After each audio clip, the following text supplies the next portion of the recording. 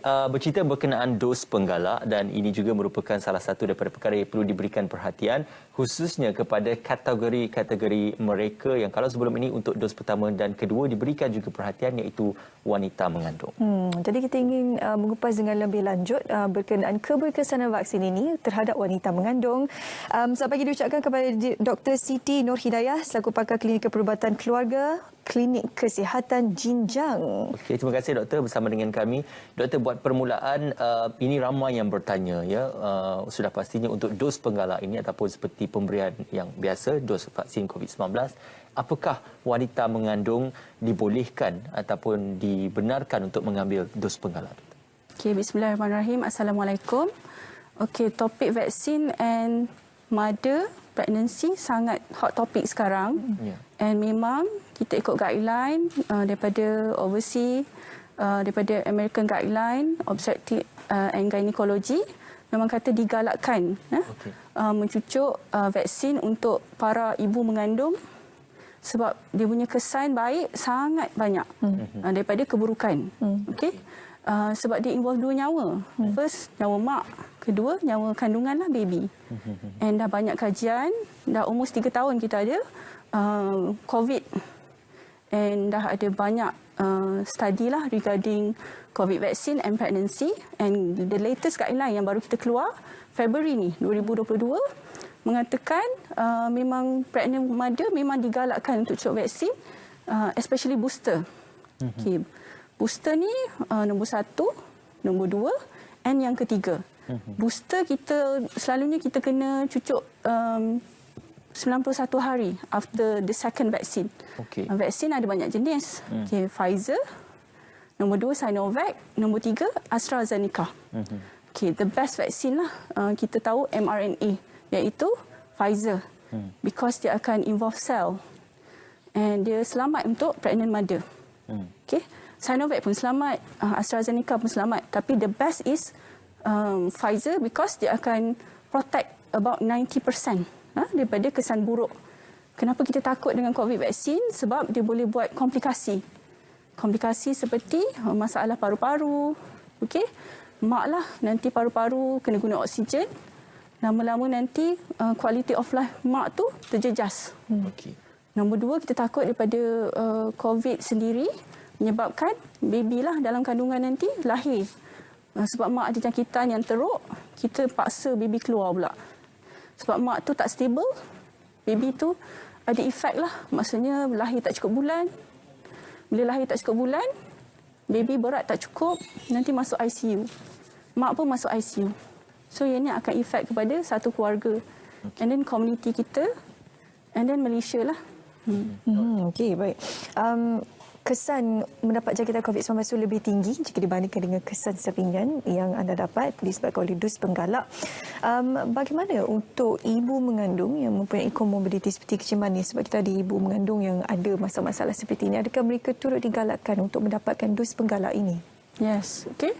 Mak mengandung dekat Malaysia ada yang berisiko yang sangat teruk lah seperti kencing manis. Kencing manis common dalam komuniti kita sebab kita punya gaya hidup, obesity, maksudnya BMI, berat badan berlebihan menyebabkan kencing manis, menyebabkan darah tinggi. So ini menyebabkan risiko tu bertambah-tambah lah. 2 kali ganda, 3 kali ganda.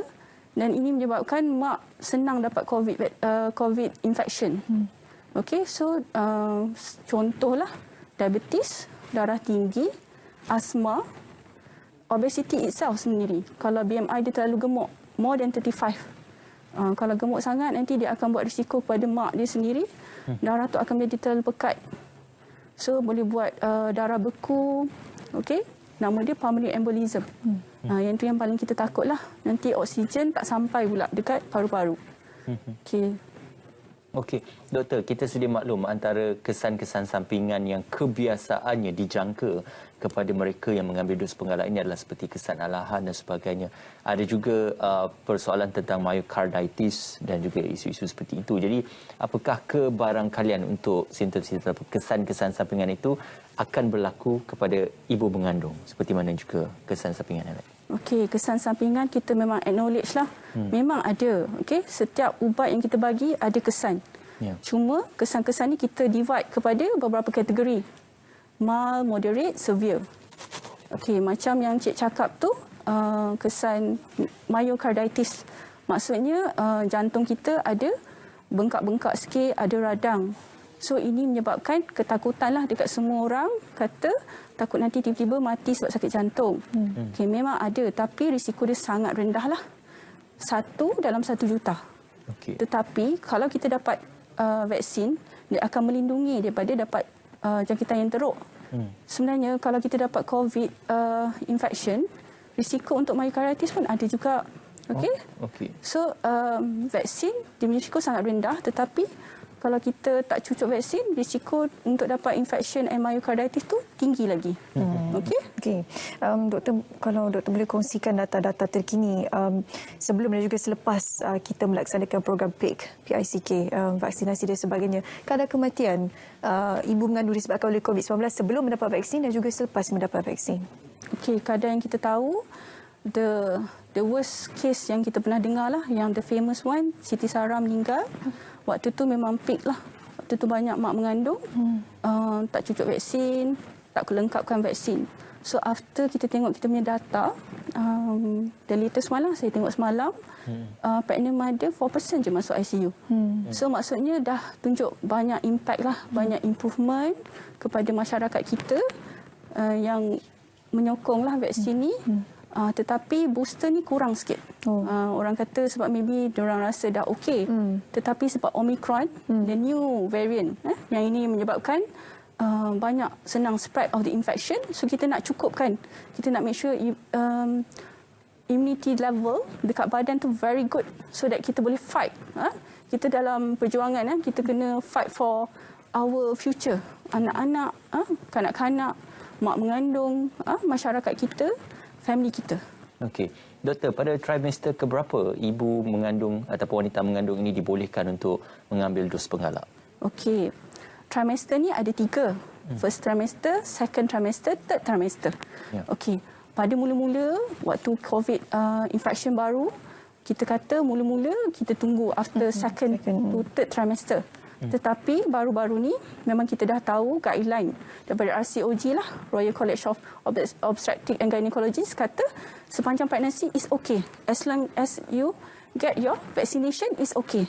Kenapa? Kita nak make sure mak tu protected from the severe effect of COVID.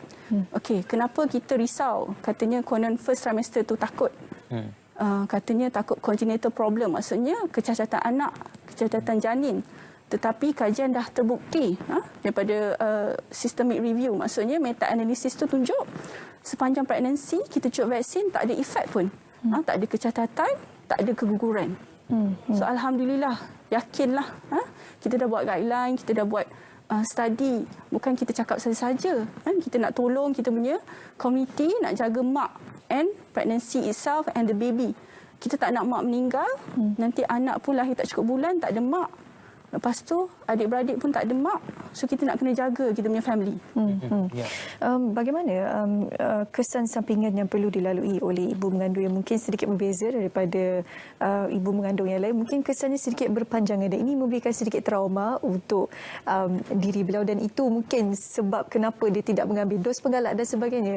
Jadi apa peranan dan juga saranan daripada pihak KKM dan juga petugas kesihatan untuk memberikan jaminan kepada mereka yang mungkin mempunyai sedikit trauma tentang vaksin ini dan galakkan mereka untuk mendapatkan dos penggalak itu? Okey. Kesan sampingan lepas kita cucuk vaksin memang demam, sakit. Tetapi kalau kita tengok, actually kita ada study lah yang kita tunjuk among pregnant mother and adult female, actually adult dengan mak mengandung side effect dia sama saja. Tak ada different. Maybe sebab mak tu kita kata dia pembawakan, dia rasa penat. Kita faham, kita acknowledge, jangan risau, kita bagi ubat lah. Tapi memang kajian kata tak ada beza pun sebenarnya. So selamatlah. Okay? Maksudnya pregnant itself tak menyebabkan COVID vaksin tu tak sesuai. Sesuai semuanya. Okey. Okey, doktor. Kita sedia maklum ada juga wanita mengandung yang mengalami masalah alahan disebabkan fasa mengandung itu, muntah, mual dan sebagainya, dan kadang-kadang restless. Jadi apakah mereka ini juga dibolehkan untuk mengambil dos penggalak dengan keadaan tubuh badan yang agak lemah pada ketika itu? Okey, agak lemah tu maksudnya first trimester lah usually orang yang alah mengandung. Orang kata muntah-muntah. Okey, kalau macam tu kita akan kategorikan pregnant tu, kita akan buat assessment lah. Doktor akan menilai sakit tersebut. Sebelum cucuk vaksin kita akan tanya keadaan mak. Mak okey ke, ada sakit apa-apa. Kalau mak sekiranya tak stable, kita tak bagi. Kita akan risk lah. Kita analyse, tengok mak minum air cukup ke. Kalau mak tak sihat sangat, kita bagi air dulu, dehydration. Kita bagi air, kita tengok macam mana. Kita bagi masa kat mak. Bagaimana untuk ibu mengandung yang sudah mendapatkan vaksin dan mereka perlu memenuhi tuntutan pekerjaan dan sebagainya, perlu ke pejabat dan sebagainya? Apakah antara nasihat yang boleh diberikan oleh pihak KKM terhadap wanita mengandung untuk menjaga kesihatan mereka? Okey, pregnant mother ni kita kata risiko tinggi untuk dapat COVID infection, especially Omicron. So memang bila kerja tu kita kena buat macam biasalah, maksudnya kena amalkan SOP, social distancing, pakai double mask, and then kena penjarakan social about 2 meters away. And then avoid lah crowded places, especially yang confined lah, maksudnya tak ada pengudaraan yang bagus. So kita tahu kita pregnant, kita tahu nak jaga anak-anak kita, kita nak jaga pregnancy kita hati-hati. Okey?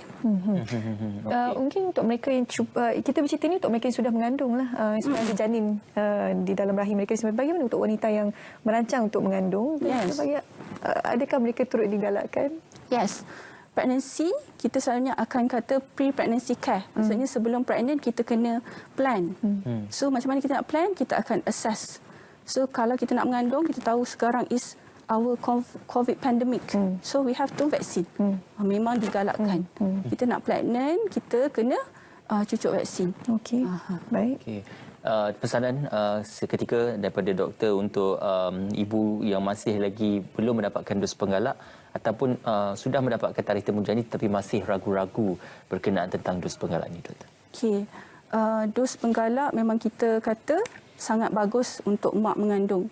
Okey, kita faham sekarang banyak-banyak orang kata banyak cerita kat Facebook, dekat media sosial. Tapi bagi harapan dekat doktor-doktor kat sini nak menolong ibu mak mengandung ni, kita nak bagi yang terbaik. Maksudnya kita dah kaji, kita dah ada data-data bukti. Harap sama-samalah kita cucuk vaksin. Vaksin ni pertama, kedua dan booster. Kenapa? Sebab kita nak jaga kita punya pregnancy supaya kita tak dapat long COVID. Maksudnya the severe effect of complication. Maksudnya lama-lama nanti kena pakai oksigen, tak boleh nak buat kerja, penat, jantung terganggu. Kita tak boleh nak jaga anak pun. So the best is vaccination.